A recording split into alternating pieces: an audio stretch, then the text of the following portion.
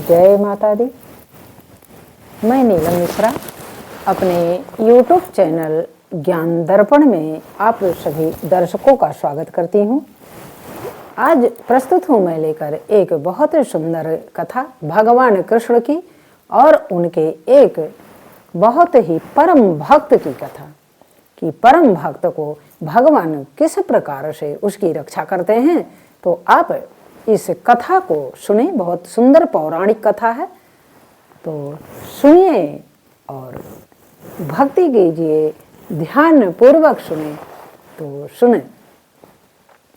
एक नगर में एक राजा रहता था।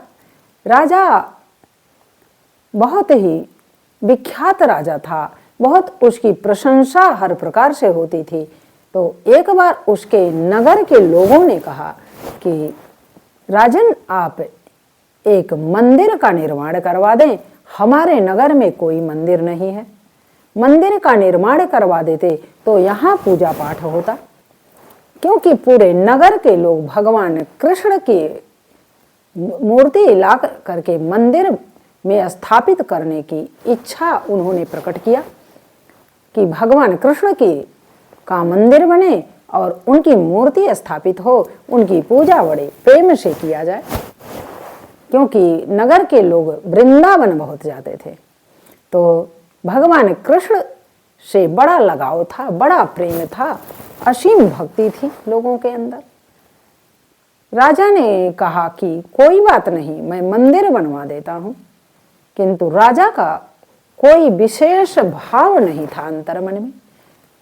अब बंधुओं बहनों, जब जिसका भाव और प्रेम नहीं रहेगा वह भगवान की भक्ति क्या जानेगा।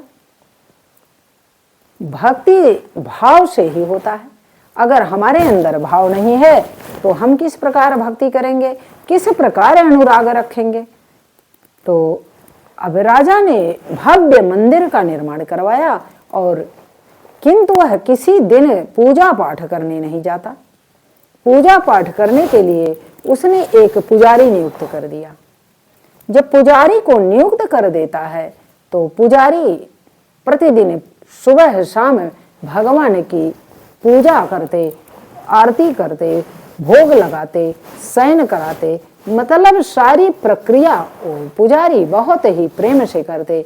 और पुजारी का मन संयम नियम के साथ भगवान कृष्ण के चरणों में रमा हुआ था। असीम भक्ति उनके अंदर थी। तो असीम भक्ति जिसके अंदर होगी उसके अंदर तो परमात्मा की कृपा अवश्य रहेगी। अब पुजारी का जिस प्रकार चल रहा था क्रिया और क्रियाकलाप, वो प्रतिदिन उसी हिसाब से करते और अपना भगवान का भजन कीर्तन करते। राजा का एक नियम था कि प्रतिदिन वो अपने पास से एक सुंदर भगवान कृष्ण के लिए माला किसी के द्वारा वो सुबह भेजवा देते थे। तो सुबह भेजवा देते थे, इतनी उनकी भक्ति थी। और दिन में किसी भी समय वो जाते थे, दर्शन कर लेते थे।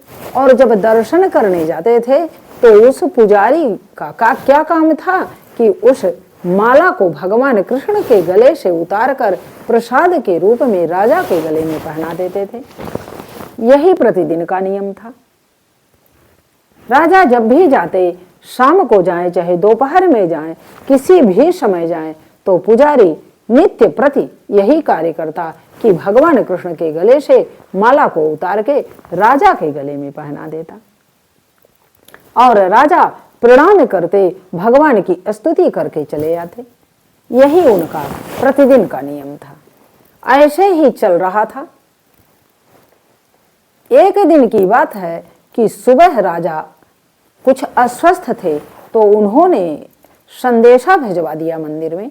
मंदिर में संदेशा यह भिजवाया कि मैं आज नहीं आ पाऊंगा और आज माला भिजवा देता हूं, किंतु मैं दर्शन करने नहीं आ पाऊंगा। जब इस प्रकार कह देते हैं पुजारी से जाकर के, जब पुजारी से जाकर के वह संदेश कह देता है तो पुजारी निश्चिंत हो जाते हैं।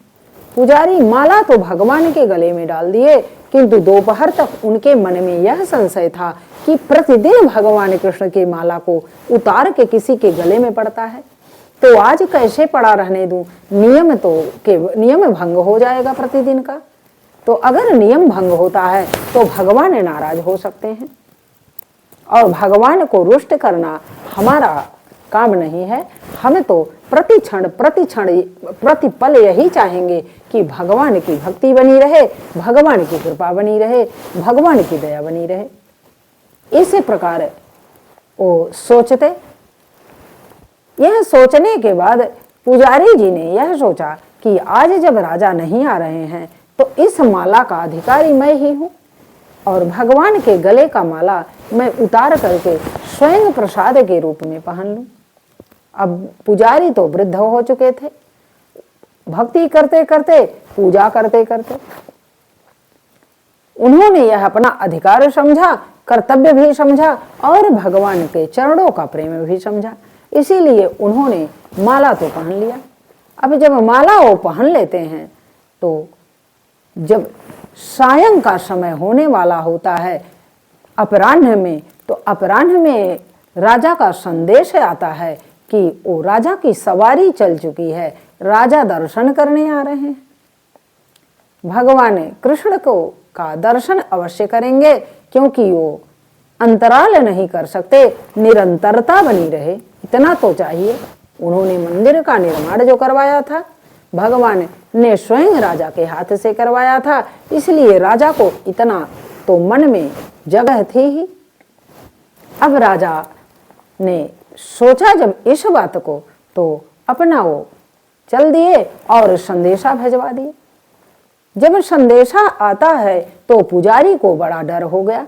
पुजारी ने सोचा कि माला तो मैंने पहन लिया गले में, अब कौन सा माला राजा के गले में डालूंगा मैं। अब और इतना डर गए, इतने भयभीत हो जाते हैं कि क्या करते हैं, अति शीघ्रता में अपने गले से वो माला भगवान कृष्ण का उतार करके भगवान कृष्ण के गले में डाल देते हैं। भगवान कृष्ण के गले में डाल देते हैं कि राजा आएगा तो उसे मैं पहना दूंगा। और जब राजा आते हैं 1-2 घंटे के बाद, तो पुजारी क्या करते हैं, उस भगवान के गले से माला को उतार करके और राजा के गले में डाल देते हैं, और भगवान से यह प्रार्थना कर लेते हैं, कन्हैया से प्रार्थना करते हैं कि हे कन्हैया, नाराज मत होना, मैं डर के मारे, राजा के दंड के डर से मैं अपने गले का माला तुझे पहनाया हूँ। आज इसके लिए मुझे दंडित मत करना कन्हैया, मुझे क्षमा कर देना। और अपने करुण स्वर में उन्होंने कन्हैया को पुकारा और कन्हैया से प्रार्थना कर लिया। जब राजा आए तो उनके गले में माला को डाल देते हैं प्रार्थना करने के उपरांत। जब राजा गले में माला पहन लेता है और प्रणाम करता है, तो उसकी दृष्टि माला पर पड़ती है, जो कि माला में एक सफेद बाल, वो फूलों की माला थी, उसमें एक सफेद बाल अटका हुआ था। जब सफेद बाल वो देखता है तो उसे संशय हो जाता है कि यह माला तो मुझे लगता है कि इस पुजारी ने स्वयं पहन लिया था, क्योंकि इसी के बाल सफेद हैं, वही बाल इसमें उलझ गए हैं। और राजा तुरंत कहता है कि ये क्या, ये तो लग रहा है कि तुम्हारे गले का उतारा हुआ माला है, क्यों तुमने ऐसा किया। पुजारी डर के मारे वही बातें दोहराता है कि राजन, मैंने ऐसा कुछ नहीं किया है, मैं तो भगवान के गले में से ही उतार के माला को दे रहा हूं। उन्होंने कहा कि कन्हैया का बाल तो सफेद नहीं है, कन्हैया के बाल सफेद अगर नहीं हैं तो बाल सफेद कैसे इस माला में आ सकता है। किंतु पुजारी भयभीत इतने हो गए थे कि उन्होंने ये सोचा कि राजा का दंड बहुत अधिक होगा, मैं सहन नहीं कर पाऊंगा, कहीं फांसी की सजा न दे दे राजा। इसलिए उन्होंने कह दिया कि कन्हैया का बाल सफेद है, आपने देखा ही कहाँ है, मुकुट के नीचे बाल उनके छुपे हुए हैं। तो इसलिए जो श्रृंगार करता है वही न जानता है, जो कन्हैया को नहलाता धुलाता है वही न जानेगा। इसे मैं जानता हूँ राजन, और कन्हैया का बाल सफेद है। वह तो तुरंत बचने के लिए यह बात तो कह देते हैं, किंतु मन में, उनके हृदय में इतना डर, इतना भय हो जाता है कि वह बहुत भयभीत हो जाते हैं कि मेरा होगा क्या। अब तो मैं पूजा करते करते भी बहुत ही उलझ गया हूं अपने ही कार्य में, अपने ही धृष्टता में, अपने ही बुरे कर्म में। मुझे ऐसा नहीं करना चाहिए था। अब उन्हें अपने किए पर पश्चाताप हो रहा है। पश्चाताप करते करते वो कन्हैया को भज रहे हैं, कह रहे हैं कि अब मैं क्या करूं कन्हैया, अब तुम्हारे हाथ मेरा लाज है, तुम्हारे हाथ ही मेरी जिंदगी है। अगर आप चाहोगे तो जीवन रहेगा, नहीं तो राजा तो मुझे फांसी का दंड दे देगा। अब राजा अपनी बात पे अड़ा हुआ है। राजा ने कहा ऐसा कदापि नहीं हो सकता, अगर ऐसा है तो कल मैं भोर में आऊंगा, तुम न नहलाना कन्हैया को, न धुलाना, न वस्त्र बदलना, मैं ही आऊंगा और वस्त्र बदलूंगा और कन्हैया को नहलाऊंगा भी, पूजन अर्चन वंदन करूंगा, भोग लगाऊंगा, सारी प्रक्रिया कल मेरी होगी। अब राजा आदेश दे करके चले जाते हैं अपने महल को। अब जब महल को चले जाते हैं तो इधर पुजारी की स्थिति बड़ी बिगड़ जाती है। ये सोचते हैं कि अब मैं क्या करूं, मेरे जीवन पर तो बड़ा भारी संकट आ गया है। और यह भी राजन कह करके चले जाते हैं कि अगर यह सिद्ध नहीं हुआ कि कन्हैया का बाल सफेद है तो तेरा कल मृत्यु दंड निश्चित है। पुजारी तुझे मैं मृत्यु दंड दूंगा, क्योंकि तुमने असत्य भाषण क्यों किया। सत्य बोल देता तो मुझे कोई आपत्ति नहीं थी, तुमने असत्य क्यों बोला, असत्य का साथ मैं नहीं दे सकता। अब इसी प्रकार कह करके राजा चले जाते हैं। और जब राजा चले जाते हैं तो पुजारी की स्थिति तो बहुत बिगड़ गई। पुजारी न खाए न पिए, बस कन्हैया से एक ही करुण पुकार से एक ही शब्द बोल रहे हैं, एक ही अनुनय विनय कर रहे हैं कि हे कन्हैया मेरे जीवन को बचा ले, नहीं तो मैं क्या करूंगा, कल मेरा क्या होगा। अब तो मैंने बहुत बड़ा अपराध कर दिया है।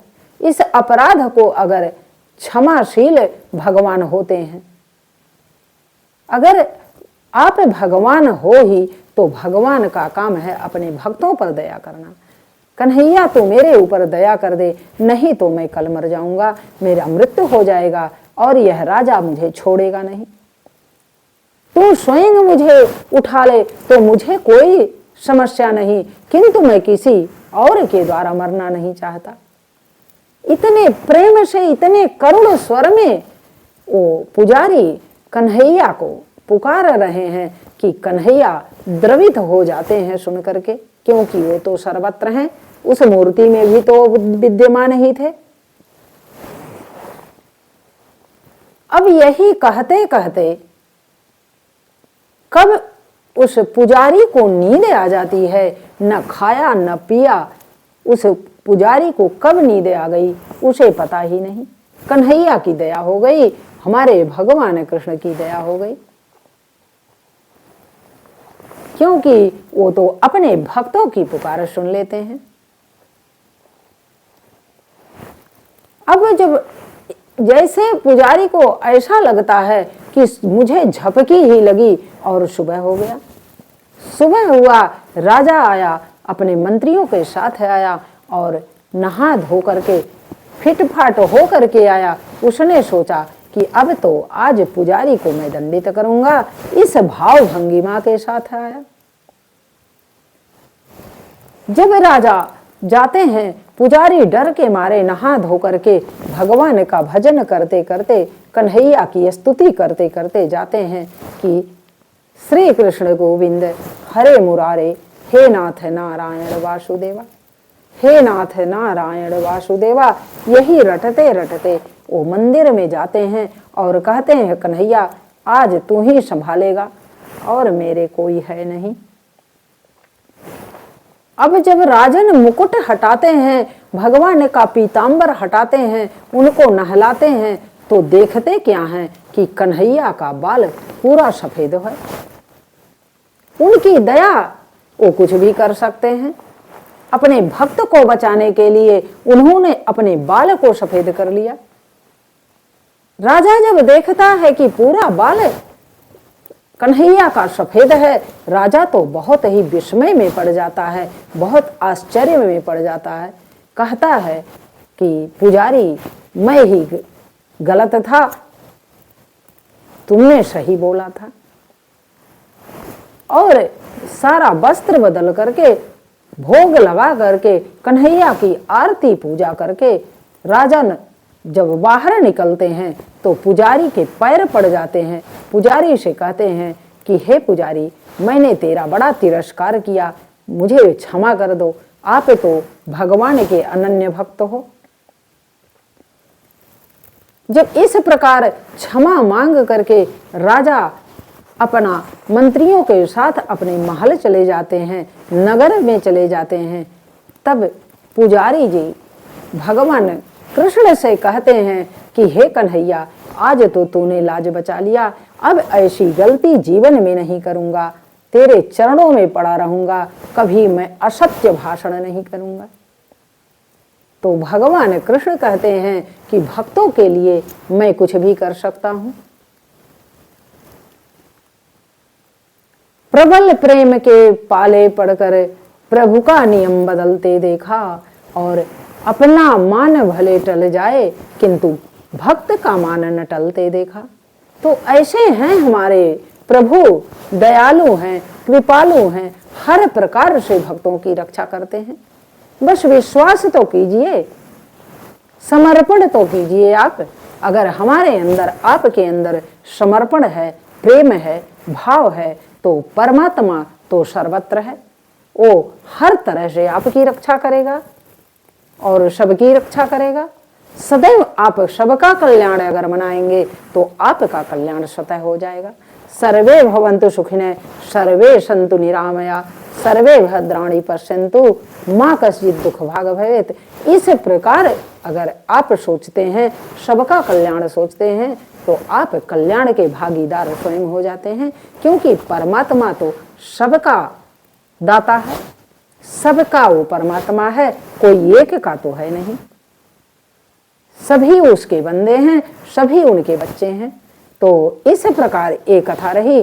कथा का सबसे बड़ा सार यही है कि हमारी भक्ति निश्चल भाव से होनी चाहिए। तो निश्चल भाव से भगवान की भक्ति करें और उनके दया के, उनके कृपा के पात्र बने रहें। तो अगली कथा पुनः मैं लेकर आऊंगी और तब तक वाणी को विराम देती हूँ।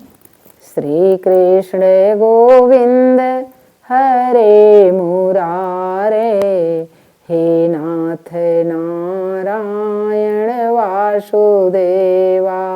श्री कृष्ण गोविंद हरे मुरारे, हे नाथ नारायण वासुदेवा।